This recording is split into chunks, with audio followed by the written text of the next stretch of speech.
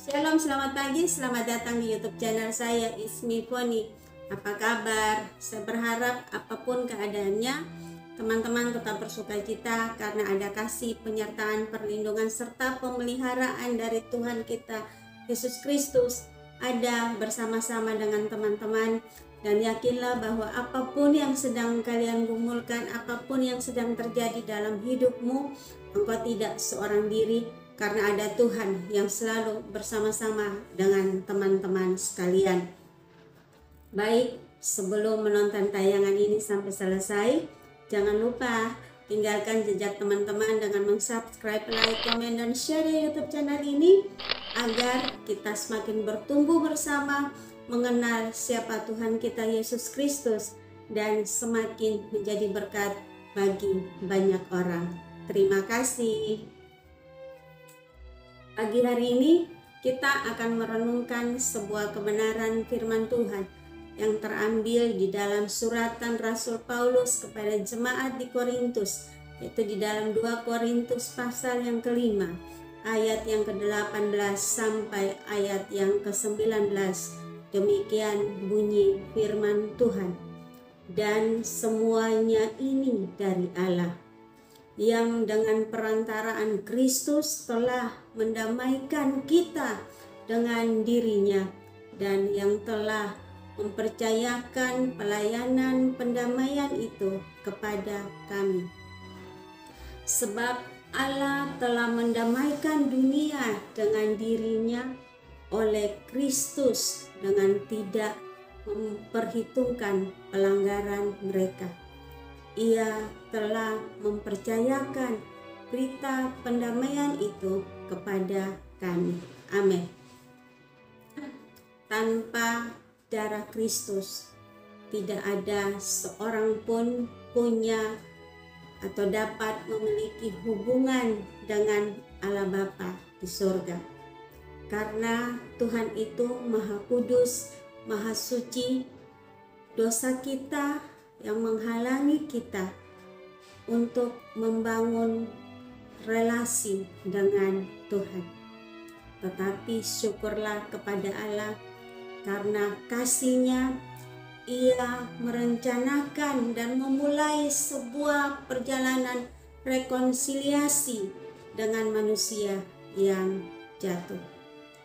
Darah Yesus menyediakan semua yang saya, Bapak, Ibu, Saudara sekalian butuhkan untuk mendekat kepada Bapa di surga.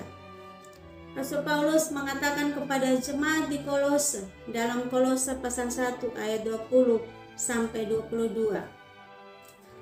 Dan oleh Dia, Ia memperdamaikan segala sesuatu dengan dirinya, baik yang ada di bumi maupun yang ada di surga, sesudah Ia mengadakan pendamaian oleh darah salib Kristus.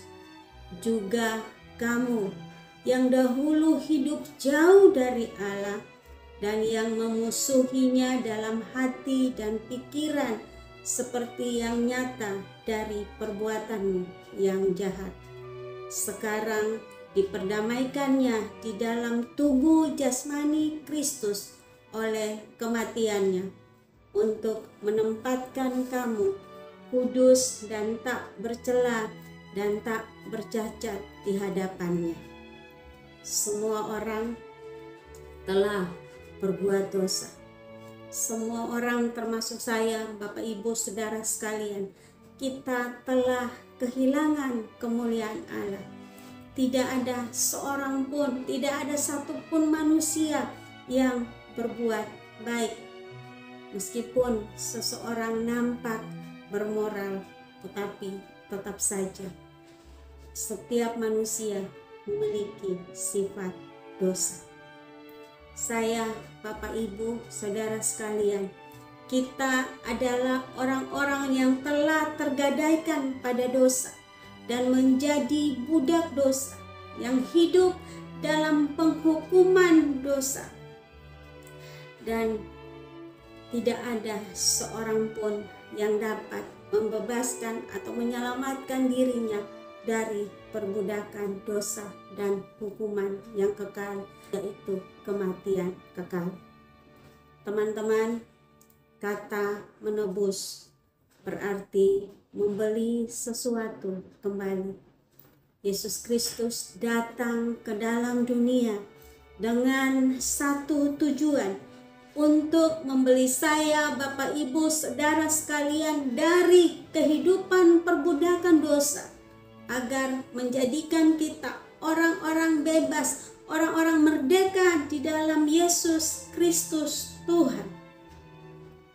Tapi tahukah teman-teman, untuk membebaskan saya, Bapak Ibu saudara sekalian, ada harga yang harus dibayar. Tetapi dibayar kepada siapa?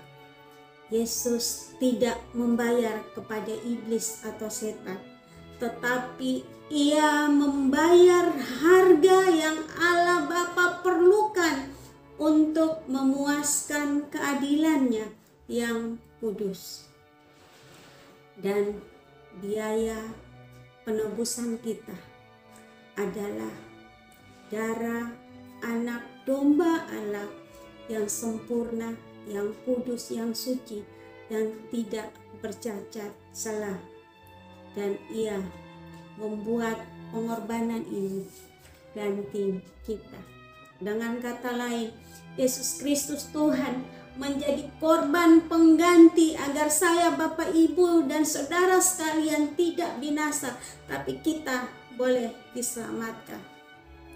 Karena Bapa menerima pembayaran Kristus, saya, Bapak, Ibu, saudara sekalian telah dibebaskan dari belenggu dosa dan telah menerima Roh Kudus yang memungkinkan kita untuk hidup dalam kebebasan, untuk taat kepada Bapa. Dasar pengampunan dosa bukan karena permintaan kita, tapi karena pembayaran yang telah Yesus Kristus lakukan atas hutang-hutang kita. Tuhan tidak dapat memaafkan yang salah hanya karena seseorang memintanya. Kekudusannya tidak akan membiarkan Dia untuk mengabaikan dosa. Itu harus dihukum.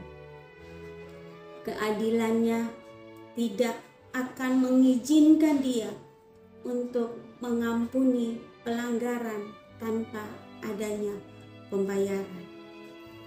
Teman-teman, hanya dengan kematian pengganti, yaitu Sang Anak Allah yang sempurna, maka Bapa memiliki dasar yang sah, yang dengannya Ia dapat mengampuni siapapun yang datang kepadanya di dalam iman dan pertobatan. Teman-teman, tidak ada yang bisa kita lakukan untuk mendapatkan pengampunan daripada Tuhan.